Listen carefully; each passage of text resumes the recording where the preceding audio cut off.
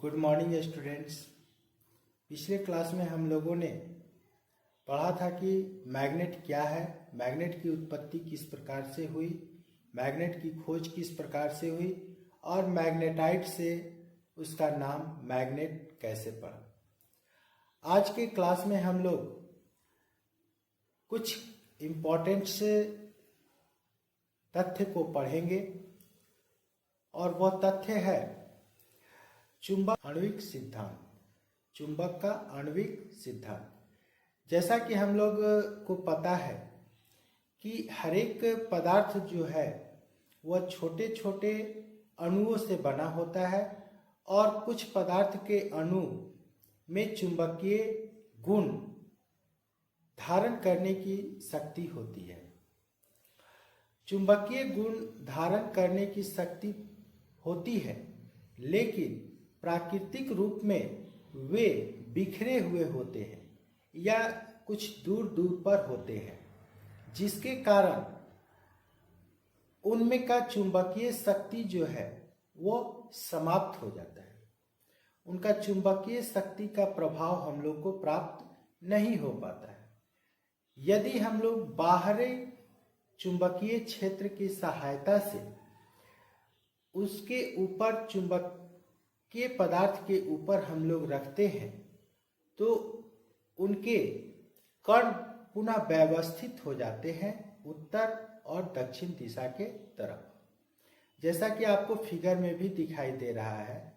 इस फिगर में हम लोग देख रहे हैं कि जब प्राकृतिक अवस्था में वो पदार्थ है तो वो बिखरे हुए हैं और जब हम लोग उसको चुंबक के द्वारा व्यवस्थित कर देते हैं तो उनके सारे उत्तरी ध्रुव एक तरफ तथा दक्षिणी ध्रुव एक तरफ हो जाते हैं, जिसके कारण उस चुंबक में चुंबक का गुण उत्पन्न हो जाता है। चुंबक का यही गुण चुंबक आणविक सिद्धांत के नाम से जाना जाता है। अब हम लोग देखते हैं कि चुंबकीय गुण के अनुसार पदार्थ को कितने भागों में विभक्त किया गया है। तो चुंबकीय गुण के अनुसार पदार्थ को 3 भागों में विभक्त किया गया है।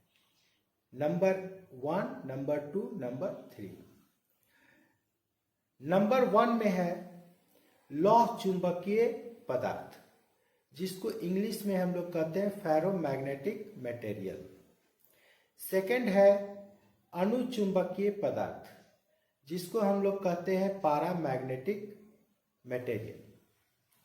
और थर्ड है जिसको हम लोग कहते हैं अणु चुंबकीय पदार्थ, जिसको इंग्लिश में कहते हैं डायमैग्नेटिक मटेरियल। अब हम लोग देखते हैं कि फेरोमैग्नेटिक मटेरियल पदार्थ किसे कहते हैं।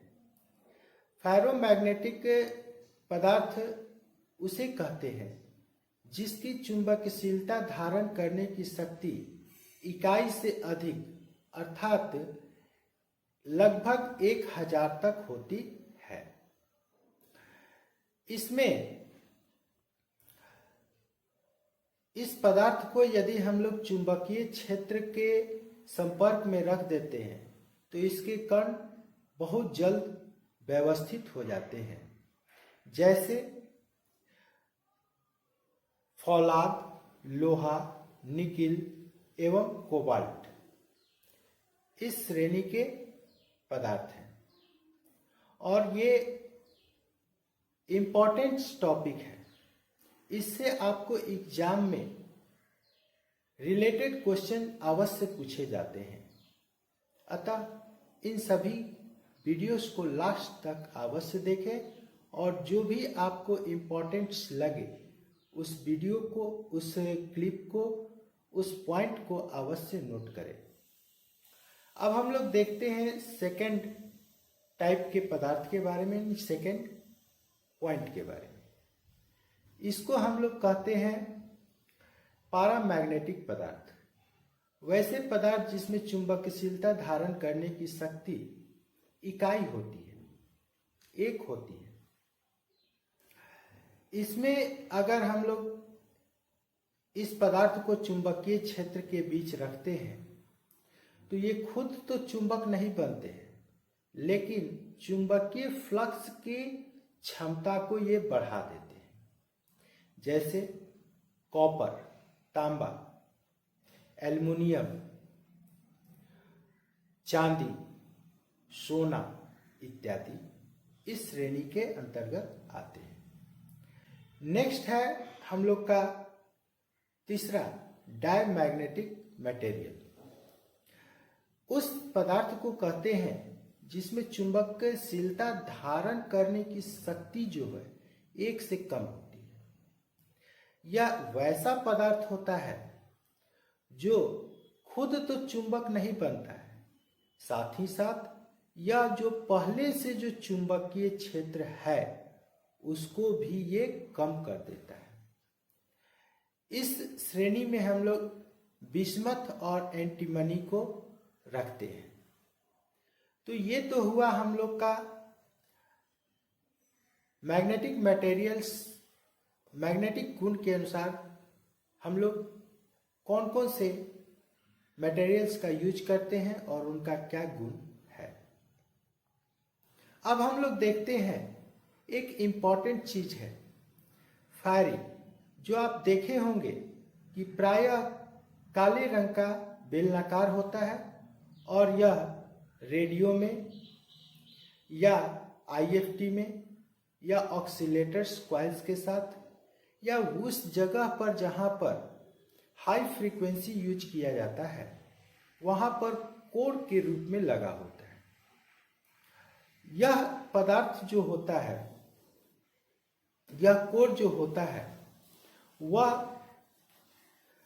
वैसे पदार्थ का बना होता है जिसमें चुंबकीय धारण करने की शक्ति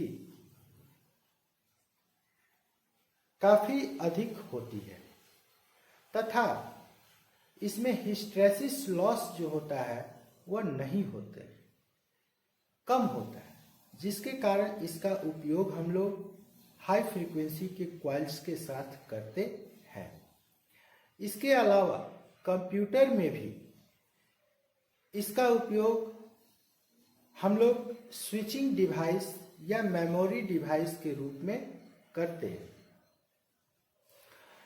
अब हम लोग कल के क्लास में देखे थे कि प्राकृतिक चुंबक किसे कहते हैं और स्थिर चुंबक किसे कहते हैं, परमानेंट चुंबक किसे कहते हैं।